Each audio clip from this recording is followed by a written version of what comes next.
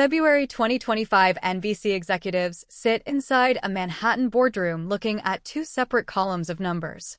On one side are longtime WNBA veterans who carried the league for nearly 2 decades. Champions, Olympic gold winners, household legends. On the other side is one 23-year-old rookie who has only played a single season. There is no argument needed. The numbers already chose. The veterans delivered history. Caitlin Clark delivered millions. And just like that, careers that lasted through years of struggle were erased by a spreadsheet. But this is where the story turns unforgettable. The veterans caused this themselves. For 2 straight years, they tried to break Caitlin Clark down. They threw cheap shots. They smiled when she got hurt. They went on podcasts telling her to stay in her lane. They turned her rookie year into a lesson on how to reject rising talent. And now those same players watch Caitlin sitting courtside at NBA games breaking down LeBron James and Steph Curry on NBC while they have completely vanished. The payback did not come from Caitlin. It came from the people signing the checks. And those people finally realized the old guard became a liability the moment they attacked their own golden ticket. This is no longer about basketball. This is about the harshest karma cycle professional sports has ever seen. Stay with us, because we are connecting dots mainstream media refuses to touch. NBC did not walk away from these veterans out of spite. They walked away because the business argument became undeniable. And that argument was built every single time a veteran tried to damage the one player keeping the league afloat. If you believe the real story matters, hit that like button right now. It shows you are ready to cut through the noise and see reality, because what follows is not opinion. It is math. And math has no emotions. Let us go back to April 2024. Caitlin Clark is drafted by the Indiana Fever. The Fever had been one of the league's worst teams for years. Average home crowds barely reached 4,000 people inside a 17,000-seat arena. Tickets were practically giveaways because no one cared. The product was weak. The atmosphere was lifeless. The Fever were a joke. Then Caitlin showed up and everything changed instantly. Season ticket sales exploded by 300% in a single week. Visiting teams shifted Fever games to larger arenas because their normal buildings could not handle demand. Her debut drew over 2.4 million viewers.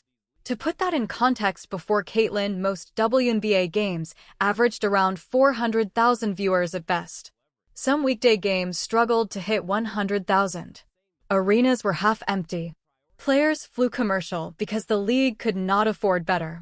Suddenly arenas were packed. Games sold out weeks ahead. Ticket prices soared. Merchandise shattered league records. Networks competed for broadcast rights instead of using WNBA games as filler.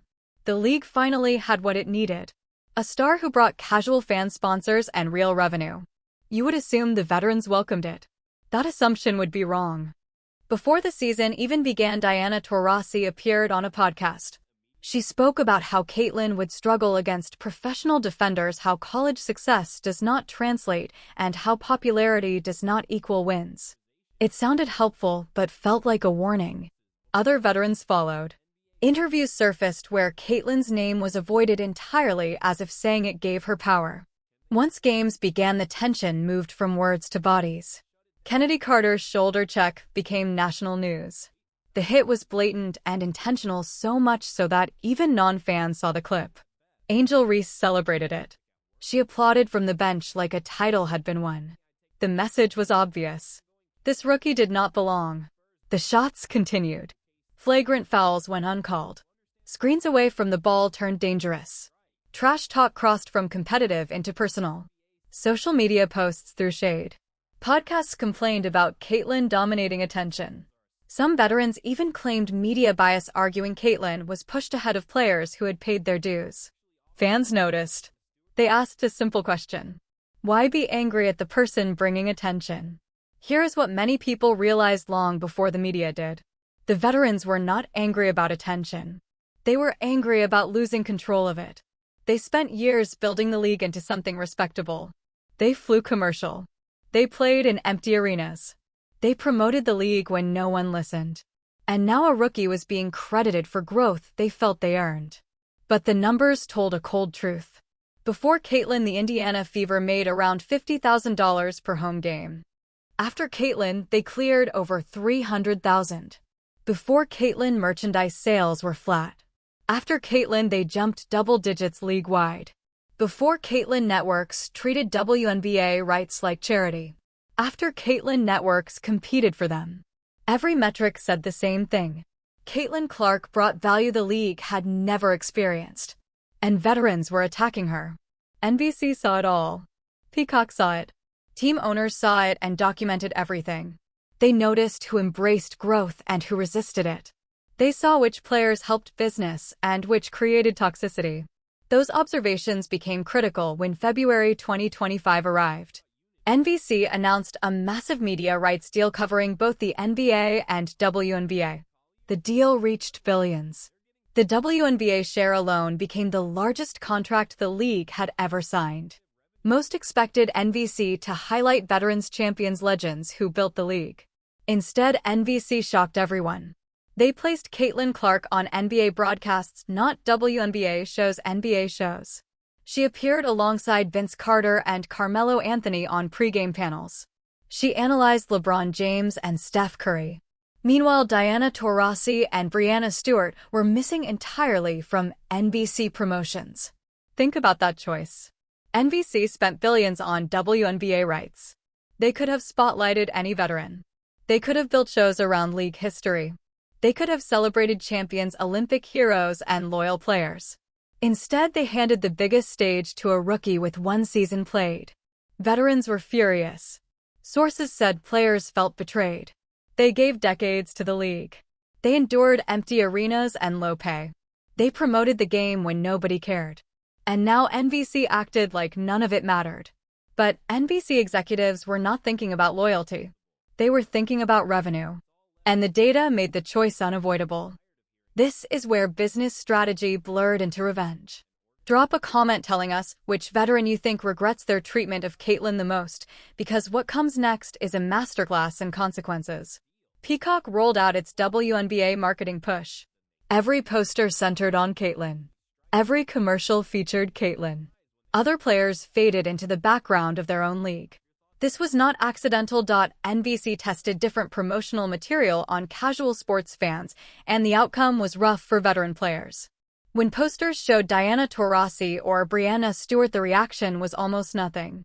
When Caitlin Clark was shown, engagement exploded. Casual fans already knew her. They remembered her college performances. They were curious to see what she would do next. NBC made the same calculation sports networks always make. Who actually brings viewers? The answer was obvious. A Caitlin Clark game on Peacock could draw more than 1 million viewers. A game without her might reach around 300,000. That is close to a 70% drop. For a streaming platform trying to justify subscription prices, that gap matters more than anything. So NBC built its entire WNBA approach around one player. The veterans who tried to push her out ended up watching from the sidelines. And for them, things only got worse. The WNBA Players Union began talking about a possible strike. They wanted higher pay, better conditions, and charter flights for every team. These demands were reasonable, but the timing could not have been worse. Owners now had leverage they never had before. In most labor fights, players hold power because without them there is no product. But the WNBA product is no longer the full league. It is one person, and that person is not part of the union battle. Caitlin Clark is sitting courtside at Los Angeles Lakers games. She is being paid by NBC whether the season happens or not. She is growing her brand outside the league. She does not need the WNBA the way veterans do. Veterans are beginning to understand this. Reports say some players have asked union leaders to step back from strike threats. They see they are negotiating from weakness, not strength. They realize that if owners must choose between paying veterans more or building around young talent, owners will choose youth every time.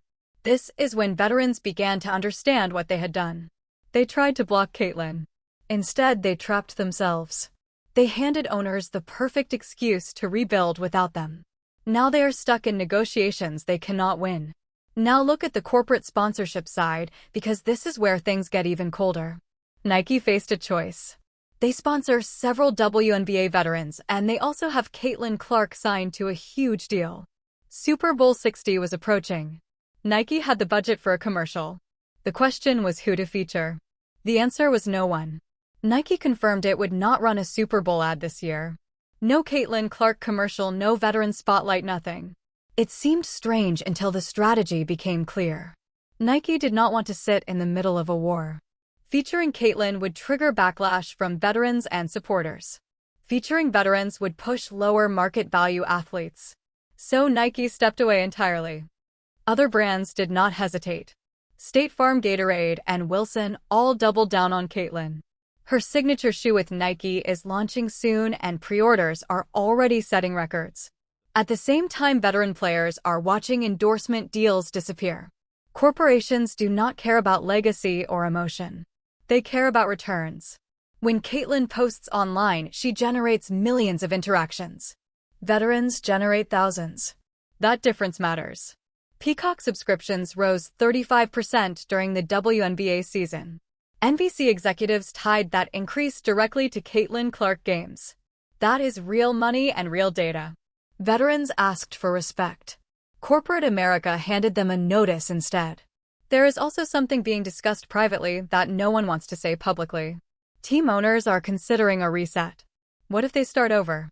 What if they keep Caitlin, bring in young players, and let veterans walk? It sounds extreme until you see the numbers. A 10-year veteran earning $200,000 a season may generate $50,000 in ticket sales and merchandise.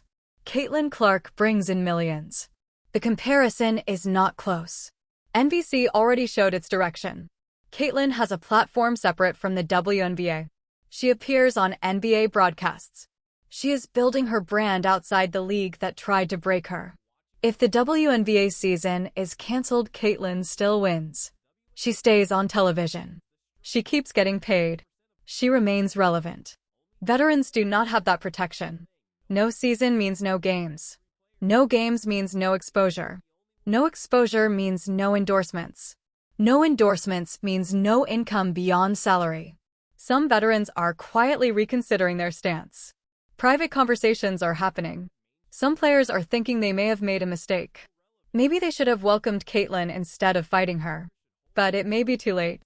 What is happening in the WNBA will reshape professional sports.